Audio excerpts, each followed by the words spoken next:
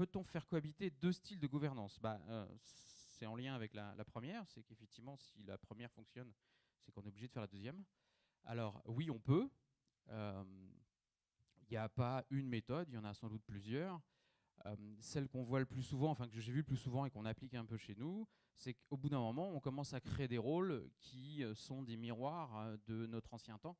C'est-à-dire qu'on a un rôle CIO, sauf que la personne qui a ce rôle n'est pas forcément le CIO, et en plus le rôle, la redevabilité, c'est fake role, c'est-à-dire miroir de ce qu'attendent les gens d'un CIO, mais derrière, c'est pas ce qu'il fait. Donc en fait, on est en train de positionner des rôles qui sont des rôles miroirs qu'attendent les anciennes organisations lorsqu'ils vont nous regarder.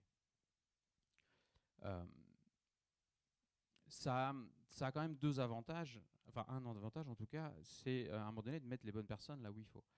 Euh, Souvent, on fait venir le CIO, le CFO, enfin, les personnes avec le titre dans des réunions pour lesquelles ils n'ont absolument pas ni la connaissance, ni, dans le Gracie, l'autorité. Donc, au bout d'un moment, ça a plus grand sens. Donc, on essaie vraiment de positionner des prête-noms, en fait, au bout d'un moment, pour faire parler les gens, mais c'est pas forcément ce qui était autrefois, quoi.